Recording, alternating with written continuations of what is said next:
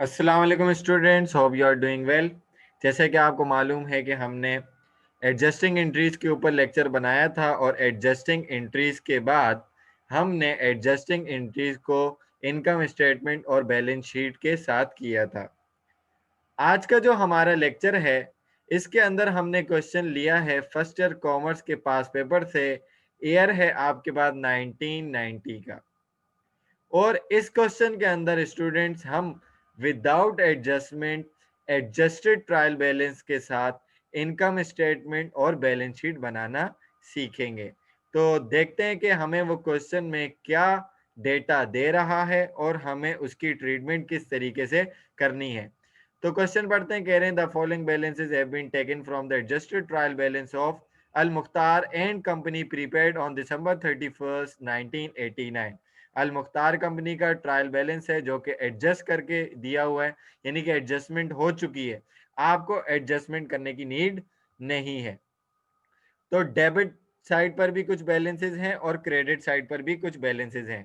Debit side पर balances जो आपको नजर आ रहे हैं वो दो कलर में। जो ब्लू कलर के अंदर बैलेंसेस हैं वो तमाम करंट एसेट और फिक्स एसेट हैं। Cash, account receivable, inventory, store supplies, prepaid advertising और फिक्स एसेट एक ही, दैट इज फर्नीचर। रेड में आपके एक्सपेंसेस हैं। Cost of goods sold, sale salaries, office rent expense, advertising expense, store supplies expense, depreciation expense. उसके बाद आपके पास जो क्रेडिट साइड पर है वो तीन कलर में अकाउंट्स मौजूद हैं। पहला जो कलर है वो लाइट ब्राउन में, उसके अंदर अलाउंस फॉर डेप्रिसिएशन यानी कि कॉन्ट्रा एसेट अकाउंट, बाकी लायबिलिटीज हैं, accounts payable, salaries payable, rent payable, advance from customer या जिसको दूसरे अल्फाज में आप अनअर्न्ड कहते हैं। येलो में आपके पास मुख्तार का कैपिटल है ₹10,000 और ग्रीन में आपके पास रेवेन्यू है कि आपने इस साल अपना रेवेन्यू कितना जनरेट किया है। रिक्वायर्ड के अंदर आपको कह रहा है कि आपने income statement for the year ended December 31 1989 की बनानी है और साथ में आपने बैलेंस शीट भी बनाकर दिखानी है उसी साल के आखिर की। तो आपने यहाँ तक क्वेश्चन तो देख लिया। अब आप अपनी फाइवर में या बुक में क्वेश्चन खोलें और देखें कि हमने इसका सॉल्यूशन किस तरीके से करना है। तो सबसे पहले हम इनकम स्टेटमेंट बनाएंगे। इनकम स्टेटमेंट को स्टेटमेंट फॉर परफॉर्मेंस भी कहते हैं कि आपने इस टाइम पीरियड में या ड्यूरिंग द ईयर क्या परफॉर्मेंस दिखाई है। तो जो आपकी इनकम स्टेटमेंट का फॉर्मेट होता है वो आप कॉलम्स में भी बना सकते हैं, विदाउट कॉलम भी बना सकते हैं, गलत नहीं होगा, दोनों सूरतों में सही है। सबसे पहले आप क्या लिखते हैं इनकम स्टेटमेंट के ऊपर? कंपनी का नाम, यहाँ पर अल मुख्तार एंड कंपनी है। फिर आप लिखेंगे इनकम स्टेटमेंट और लिखेंगे for the period ended December 31 1989। सबसे पहले आपकी जो इनकम स्टेटमेंट स्टार्ट होती है वो आपकी मेन इनकम से होती है, यानी कि यहाँ पर अगर आपकी मेन इनकम जो आपका रेवेन्यू आ रहा है सेल की वजह से तो आप सेल लिखेंगे, या आपका सर्विस बिजनेस है, कमीशन आप लेते हो, तो वहां से आपकी इनकम स्टेटमेंट की शुरुआत होगी। तो यहाँ पर सबसे पहले क्या है? सेल्स है। अब सेल्स की अमाउंट हम यहाँ पर डायरेक्टली लिखेंगे जो कि कितनी थी? 91,600। उसका रीजन क्या है कि अगर यहाँ पर हमारे पास सेल्स के अंदर सेल रिटर्न और सेल डिस्काउंट होता तो हम उसको पहले माइनस करवाते और उसके बाद हम क्या करते हैं, यहाँ पर सेकंड कॉलम के अंदर डायरेक्टली लिखते हैं। लेकिन हमारे पास सेल रिटर्न सेल डिस्काउंट नहीं है तो सेल्स हम डायरेक्टली लिखेंगे। सेल्स आपका रेवेन्यू है, उसके बाद हम लेस करवाते हैं कॉस्ट ऑफ गुड्स सोल्ड, यानी कि जो चीजें हमने बेची उसकी भी तो कुछ कॉस्ट है। अब ये एक्सपेंस अकाउंट है। अब जब ये एक्सपेंस अकाउंट है, इसको बनाने का तरीका भी आप लोग जानते हैं कि आपने मर्चेंडाइज इन्वेंट्री बिगनिंग में परचेजेज ऐड करवानी है और एंडिंग लेस करवा देनी है। लेकिन यहाँ पर cost of goods sold directly given है तो आप डायरेक्टली इसको क्या करवा देंगे? माइनस करवा देंगे। और आपके पास अमाउंट थी 80,000 की, आपने माइनस करवाया तो आपके पास जो फिगर आ गया वो 11,600 का आ गया, यानी कि पॉजिटिव बैलेंस है 11,600 का। इसको आप कहेंगे ग्रॉस प्रॉफिट। ग्रॉस प्रॉफिट अगर आपसे पूछा जाए कि ग्रॉस प्रॉफिट क्या चीज है तो आप क्या कहेंगे कि sales minus cost of goods sold, या दूसरे अल्फाज में ये कहें कि ऐसा प्रॉफिट, ऐसा प्रॉफिट जिसके अंदर से एक्सपेंसेस लेस नहीं करवाए और अदर इनकम ऐड नहीं करवाई। ठीक है जी। तो इसके बाद हम चलते हैं आगे, यानी कि ऑपरेटिंग एक्सपेंसेस को हमने लेस करवाना है। हमने देखना है कि हमारे पास ऑपरेटिंग एक्सपेंसेस कौन कौन से थे।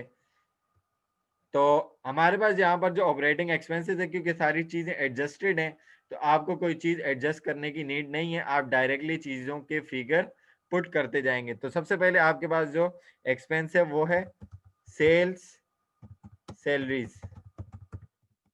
उसके बाद जो आपके पास एक्सपेंस है, पहले इसकी ज़रा स्पेलिंग ठीक कर लेते हैं। उसके बाद जो एक्सपेंस है वो है ऑफिस रेंट एक्सपेंस, आप लिख लें ऑफिस रेंट एक्सपेंस। उसके बाद आपके पास एक्सपेंस मौजूद है एडवर्टाइजिंग एक्सपेंस। एडवर्टाइजिंग एक्सपेंस के बाद जो आपके पास एक्सपेंस है वो है store supplies expense. Store supplies expense के बाद भी आपके पास एक्सपेंस है, उसको भी आप मेंशन कर दें, दैट इज डेप्रिसिएशन एक्सपेंस।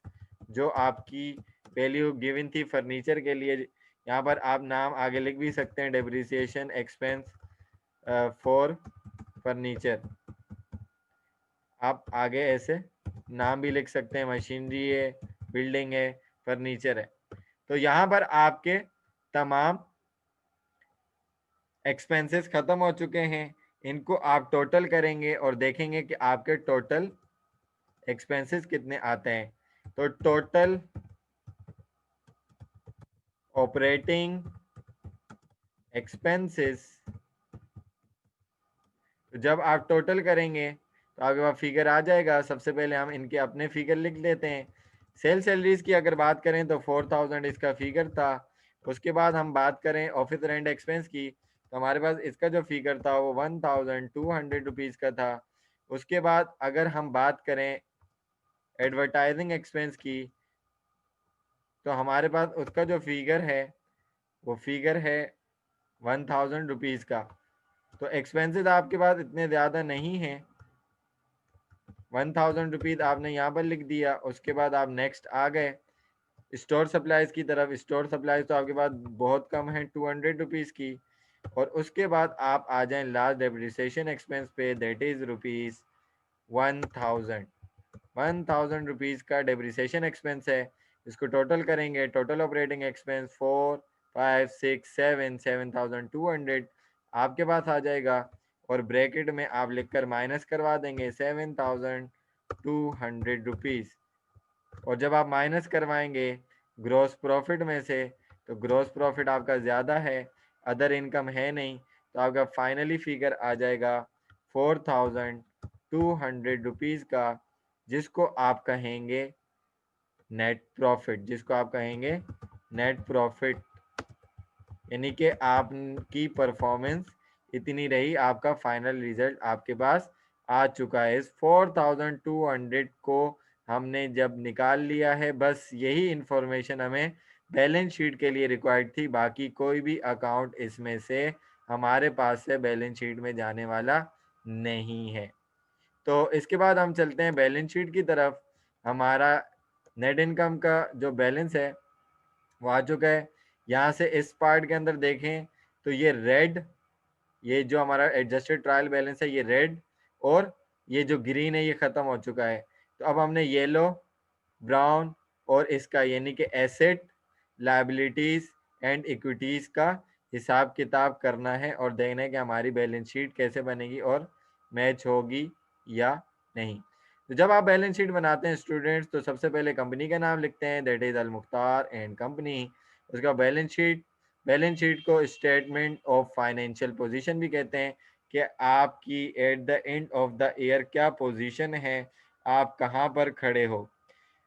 आपकी इसमें दो साइड्स होती हैं, एसेट्स, लायबिलिटीज एंड इक्विटीज, यानी कि जो आप अकाउंटिंग इक्वेशन के अंदर पढ़ते हो कि एसेट बराबर होते हैं लायबिलिटीज एंड इक्विटीज के, उसी को आप यहाँ पर मैच करने वाले हो। एसेट के अंदर करंट एसेट और फिक्स एसेट होंगे, लायबिलिटीज के अंदर करंट लायबिलिटीज और ओनर्स इक्विटी।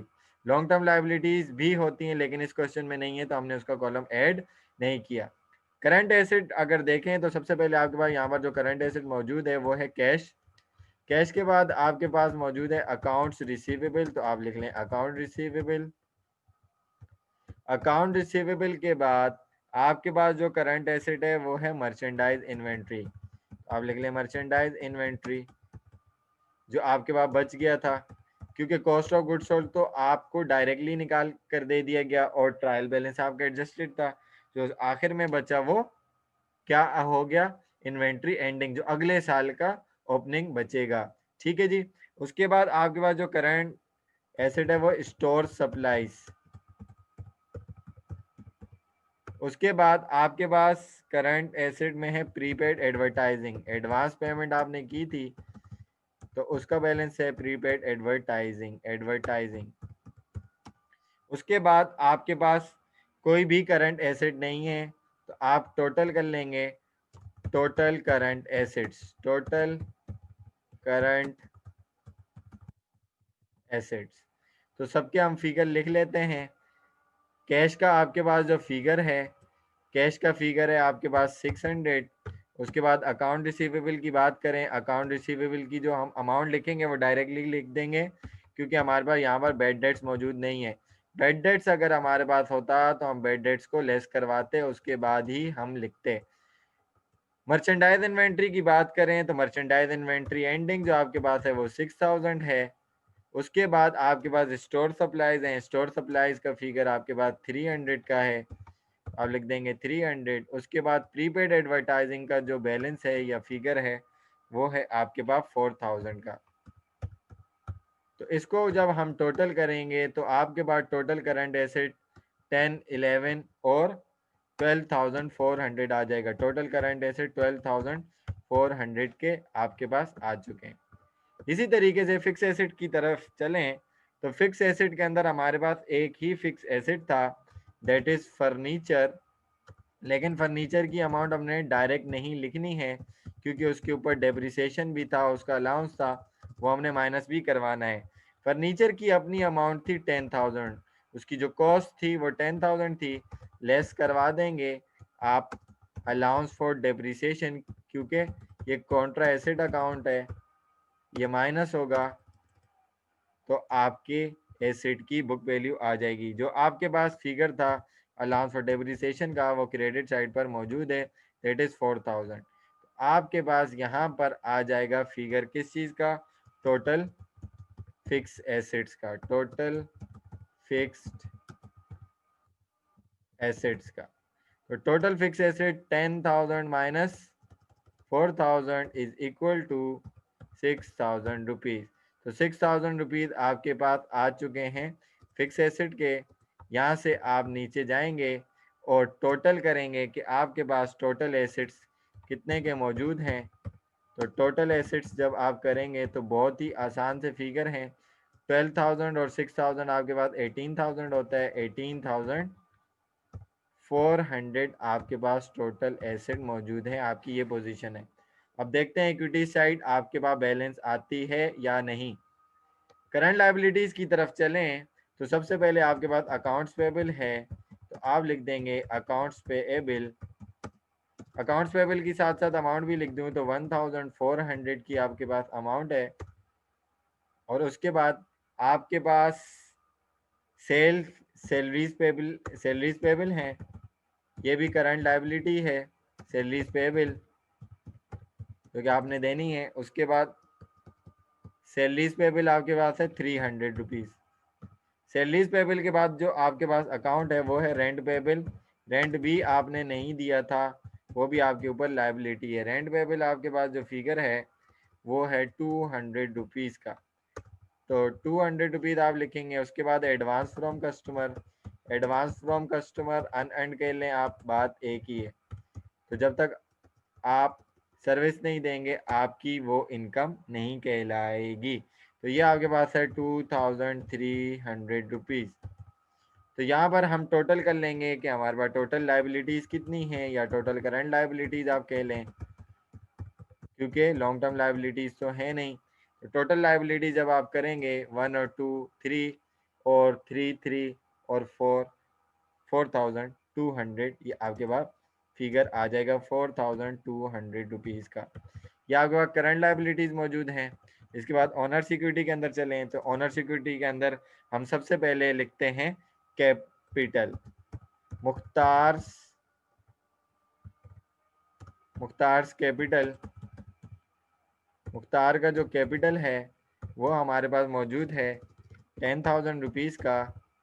इसके अंदर जो हमारा रिजल्ट आया था, जो हमने इनकम स्टेटमेंट में निकाला था, दैट इज़ नेट प्रॉफिट 4,200 का, वो हम क्या करवा देंगे, ऐड करवा देंगे।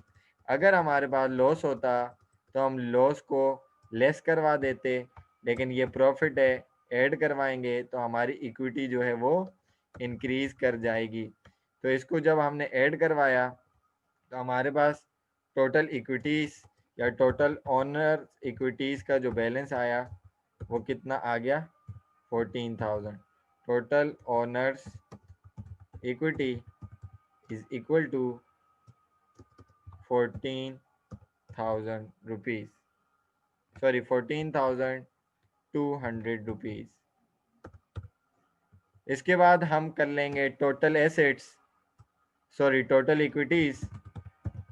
तो ये हमारा इक्वल होना चाहिए, टोटल इक्विटीज़ करेंगे, टोटल इक्विटीज़ या टोटल लाइबिलिटीज़ एंड इक्विटीज़ करेंगे तो 14,000 और 4,000 आपके पास हो जाता है 18,000। 200 and 200 is equal to 400। It means कि आपकी बैलेंस शीट मैच कर गई है और आपने बिल्कुल अच्छे तरीके से साफ सुथरा काम किया है और आपका बैलेंस आ चुका है। तो इसको मैं हाईलाइट कर देता हूँ कि आपके पास ये बैलेंस है। उसके बाद अगर यहाँ पर देखें तो टोटल के बैलेंसेस ये रहे, टोटल करंट एसेट। यहाँ की बात करें तो टोटल करंट लाइबिलिटीज़ आपके पास ये थी और दोनों साइड आपकी बिल्कुल परफेक्टली मैच हो चुकी हैं। कोई हमें मुश्किल दुश्वारी पेश नहीं आई, बस आपने कॉन्सेप्ट्स को समझना है। कोई भी कंफ्यूजन हो तो आप कमेंट सेक्शन में क्वेश्चन करके पूछ सकते हैं। कोई ऐसा टॉपिक जिसके ऊपर आप वीडियोस बनवाना चाहते हो तो किसी भी वीडियो के कमेंट के अंदर आप क्वेश्चन या वहाँ पर मेंशन कर दे सकते हैं। क्वेश्चन का ईयर आप मेंशन कर दें या टॉपिक मेंशन कर दें। उसके अलावा अगर आप पर्सनली क्वेश्चन पूछना चाहते हैं, किसी चीज़ को समझना चाहते हैं, तो फेसबुक के ऊपर सर उमर मुगल के नाम से मेरा पेज है, उसको लाइक करें। फर्दर अपडेट्स भी आपको मिलती रहेंगी और उसके ऊपर व्हाट्सएप का नंबर भी मौजूद है ऐड बटन के अंदर, उससे भी आप मुझे ईज़िली कांटेक्ट कर सकते हैं।